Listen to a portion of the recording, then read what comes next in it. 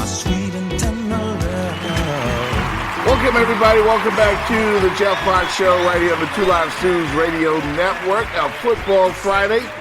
And covered a lot of stuff today, man, as we get ready for the big weekend. Don't forget tomorrow, big football game, man.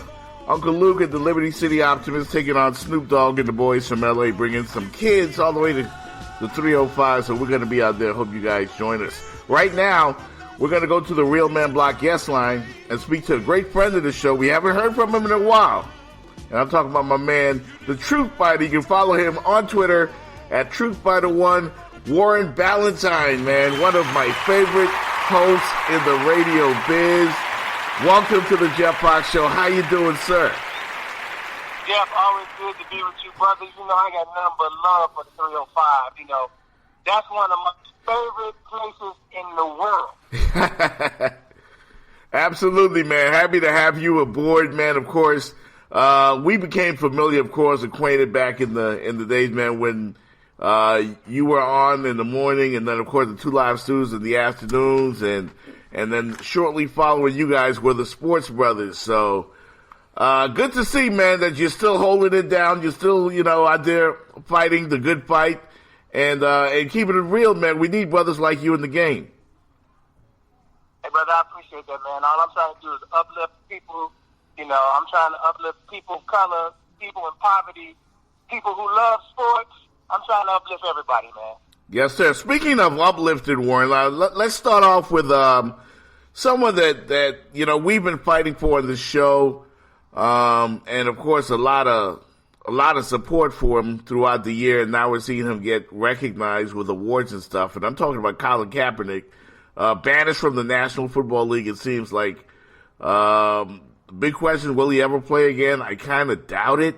But your thoughts on Colin Kaepernick, what he's been through, and the comparisons to Muhammad Ali? Well, I think the comparisons to Muhammad Ali is a little too much. Mm-hmm. I think what he's done was fantastic. I salute him for that. I'm proud of him. I support the brother. I think that it's very clear that he's been ostracized and blackballed by the NFL owners. But I also look at this from a different perspective. I look at it from the perspective of black people. When are we going to wake up? I mean, we're supporting Colin Kaepernick, but at the same time, we have LeBron and Jay-Z and Beyonce and Jordan, all these people who are worth billions of dollars. Why don't they get their own team? If they created their own team or they went and bought a team, this man wouldn't be sitting on the sidelines. Because if he wanted to speak up for social justice, he wouldn't be ostracized for it. And now what's sad about this is that now the NFL wants to give money for social justice programs in our community, which is, that's a wonderful thing too. Don't get me wrong. Right. But it took other NFL players to step up and say something about it. But at the same time, you got players who don't even want to put money back into our community. I mean, one of the things that the NFL talked about was, look, match what we're going to do. If we put up $89 million, the players put up $89 million. The players don't want to reach in their pocket and give them money. And so it's like you can't get mad at the NFL or even at the rich if we don't want to help ourselves. If people who come from us, who know what our struggle is, and they get out of that struggle, and they don't want to give back to the struggle, what makes you think somebody rich and white who knows nothing about us is going to want to give to the struggle? And why is it you think that we can't seem to get over that hump? Is this something that we as black people just don't think that we're capable of such accomplishments? Why is it that this does not happen? Like, it's so far-fetched. Hello? Yeah. Why do you think that why do you think we've had such a hard time getting everybody together and at least trying to make steps towards owning our own leagues or our own team? Why is that? Well, I think it goes all the way back to slavery. See, the one thing that this country, especially the Anglo-Saxon, was fantastic at creating was fear. Even if you look right now at the atmosphere of this country, the reason Donald Trump is president is because of fear. People voted for him because they were afraid they weren't going to get jobs back and the economy was going to tank. Mm-hmm. And it's the same thing when you look at the black community. We've been conditioned from generation to generation to be fearful. And because we've been conditioned that way, we don't think like everybody else. meaning that we look at history like this. Anybody black who stood up for us, anybody black who fought for us, they've either done one of three things. They assassinated that person's character, they incarcerated them, or they killed them. And because of that, every aspect of black American life is guided by fear. Meaning that, oh, I know this is wrong, but if I say something, I might lose my job. Oh, I know this is wrong, but if I put up my money and buy a team with 3 other people and they don't support us, I'm going to lose my money. And because of that fear of not being able to know if we're going to support each other, if we're going to get fired, if we're going to lose our job, we just watch and don't say anything. And that's why we're in the condition that we're in, because we constantly live in a state of fear. And I tell black people all the time, we're some of the most religious people in the world. Mm-hmm. And I laugh at them because I tell them, I'm like, you know, my Bible taught me that God cannot exist where fear is. This is why we're so messed up. Y'all think God is here. He's not here because y'all some scared Negro. And a scared Negro will get you killed every time. So I don't understand that literally we have to overcome this mindset of fear. And see, people don't even realize they're in fear. People are in relationships with people because the person is safe. They're afraid to be alone. People won't quit jobs that they hate because they're afraid they won't be able to pay their bills. Everything you do is based in the sense of fear. Now, it's good to have a healthy fear, like you may have of your mother or your father. But if you're constantly making every choice based on fear that you're going to lose or you're going to be without, you'll never be able to help you, the next generation, anything else. It's just like we teach our kids they got to be better. Black kids can't do this. Black kids can't do that. White kids are never told that. They're never taught to be like way. And this is why they think and do what they do, because they have never felt like they needed to be afraid. We have been raised under the banner of fear, and it's really a brilliant thing, because what they have essentially done is made us be our own worst enemies without them having to do anything because we're afraid. So honored to have Warren Ballentine on the Jeff Fox Show today. 2 Live Stews Radio Network. And Warren, that's why I look at Colin Kaepernick, man, because he was not afraid, much like Muhammad Ali was not afraid way back then, and he had so much to lose. And now we're seeing Kaepernick, at least much quicker for him than it was for Ali. Ali got the accolades and all of this so-called love and praise as he got older and as he passed away.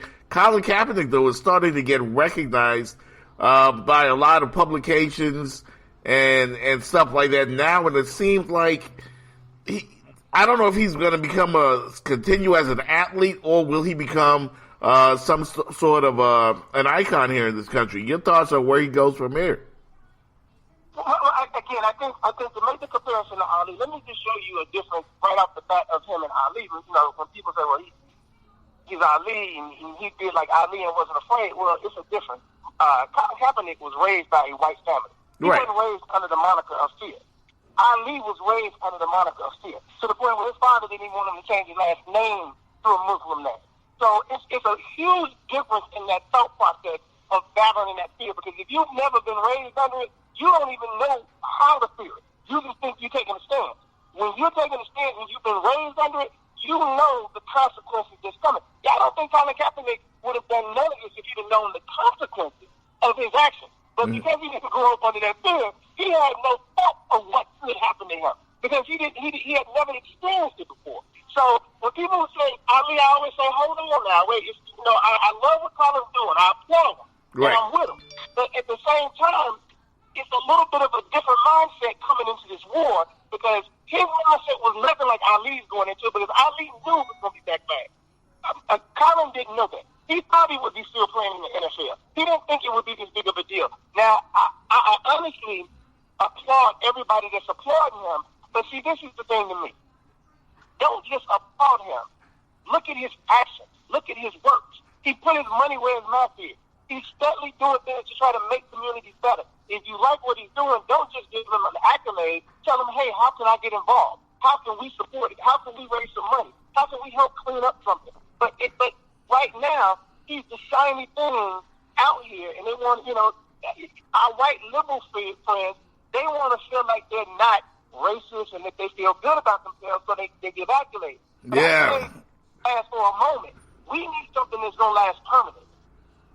Yeah, I agree, man, and I love the fact that you pointed that out, because, again, it seems like it's almost like let's give him a little something to know, let him know that, we're recognizing the work that he's put in and to create him as this savior, so to speak, in the comparisons with Ali and all of that. Different times, different eras, different situations. What about Lavar Ball? Lavar Ball is somebody that is totally different, totally unorthodox, has his own way of doing things, yet he's hated on not only by the so-called liberal media, but also by some prominent blacks like Charles Barkley. Why is it that some people are having a hard time accepting Lavar Ball? And your thoughts on him? Man, look, I don't know how Charles Barkley grew up, but I grew up in the inner city of Chicago in Inglewood, where it was poverty all around us. Lavar Ball is nothing new to me because everybody who could play ball, parents acted like Lavar Ball where I'm from. It's just it wasn't no media then. There wasn't no cameras then on the phones. There wasn't all this other stuff going on. Lavar Ball is no different than anybody else. Thomas' mama used to carry a gun to NBA games threatening his head coach. This ain't nothing new. I mean, people are acting like this is brand new. See, the problem is this. White America has never seen this before. And because white America has never seen this before, everybody's having a problem and an issue with it. I love Lavar Ball. I hope he keeps doing what he's doing. Because he's smart because he's going outside of the box and he's saying, look, instead of letting everybody else make money off my boys, we going to make this money off of my boys. And people got a problem with that. You shouldn't have a problem with that. If they choose to do that, that's entrepreneurship. It's smart. And all these people, including Charles Barkley, who run around got a problem with Lavar Ball, look, he ain't nothing new. And Negroes need to just stop that, man. Just because he ain't doing what you think he should do, he's a bad person. He's a big mouth and all this other stuff. Because he don't stick what you think. I mean, that's just absolutely ridiculous. The people thought that about Charles Barkley. He was one of the most hated men in Black America. He married a white woman. He talked crazy his whole damn life about black people. And all of a sudden, he go down there and support Doug Jones, and now he woke. Man, please. Yeah. I'm baffled with Charles Barkley. He can go for it with that.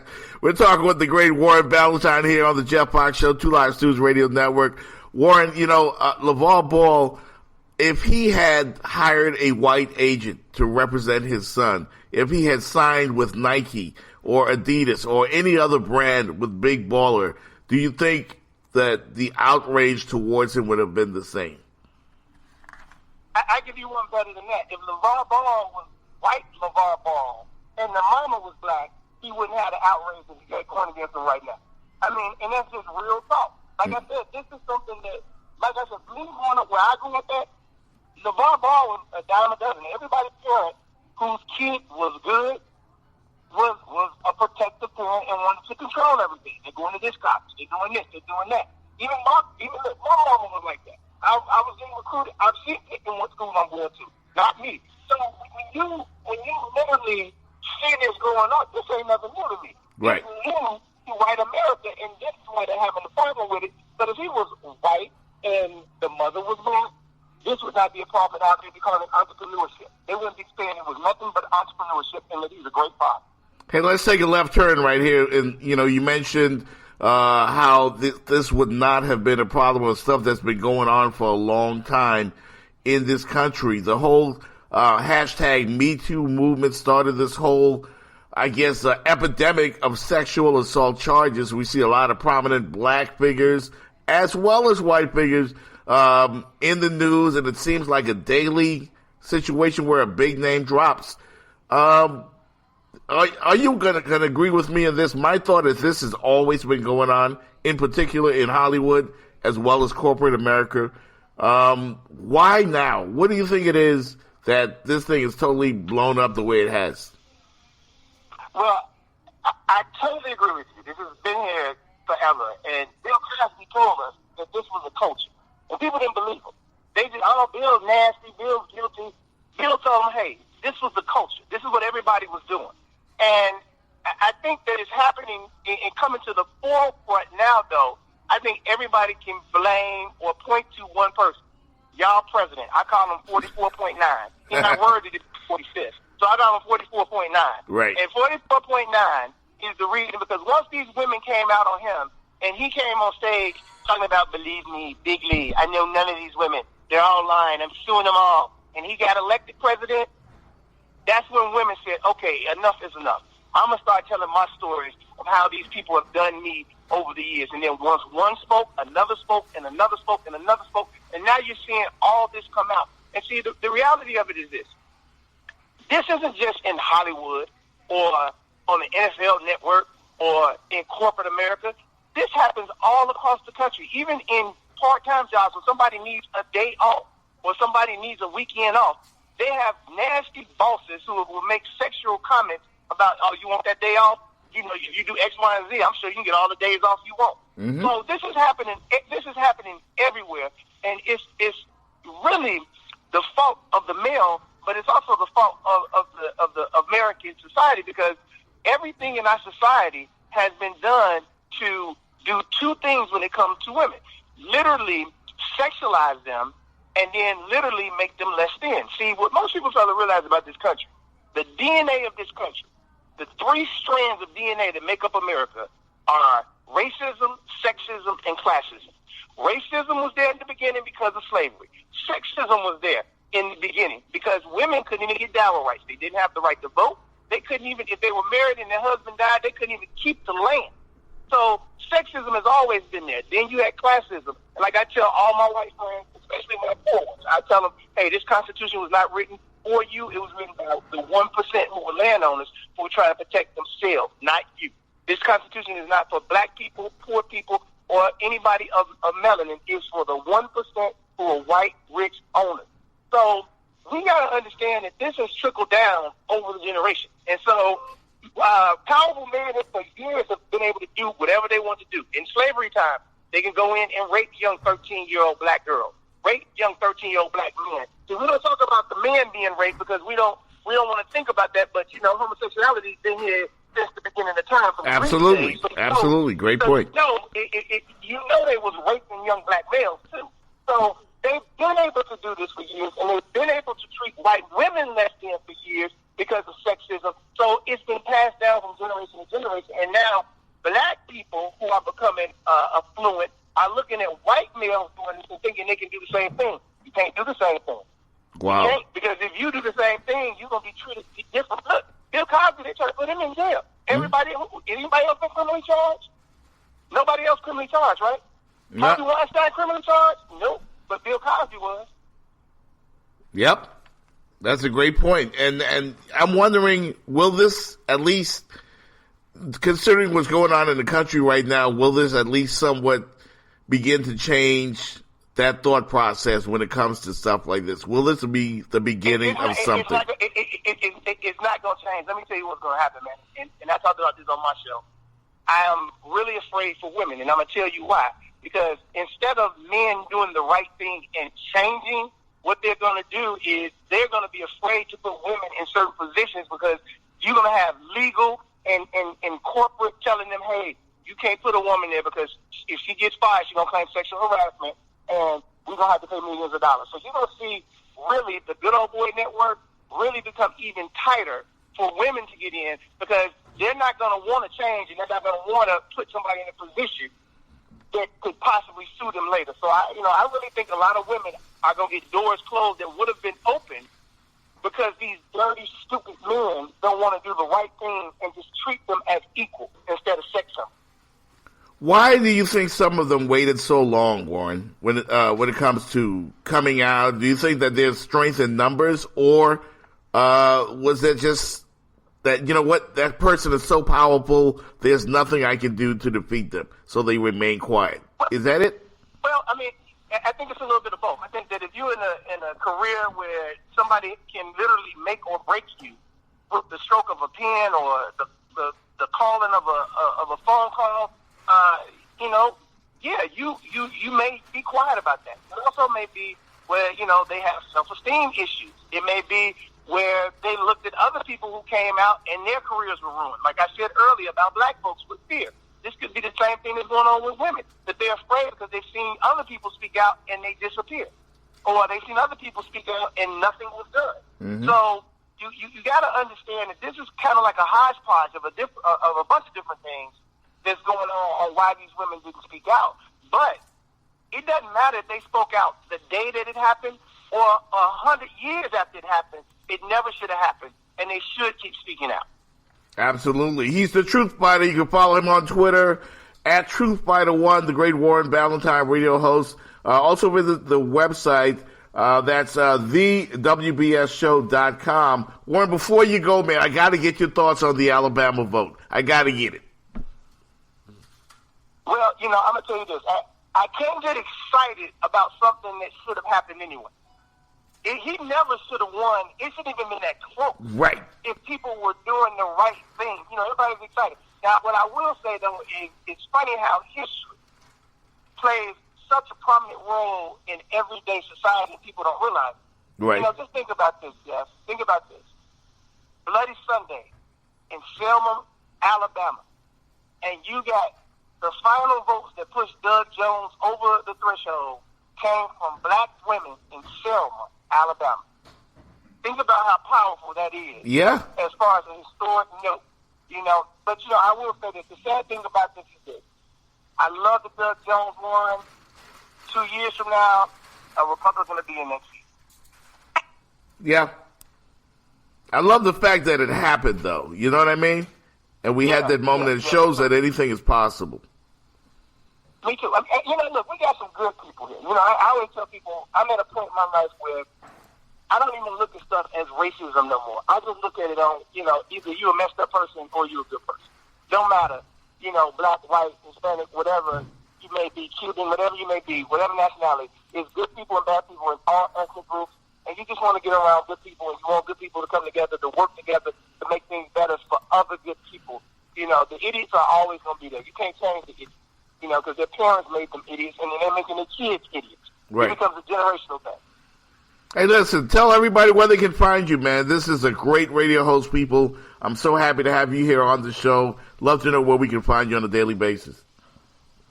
Man, you can find me. You can watch me on Periscope by going to my website, thewbsshow.com, 10 a.m. to 1 p.m. Eastern every day.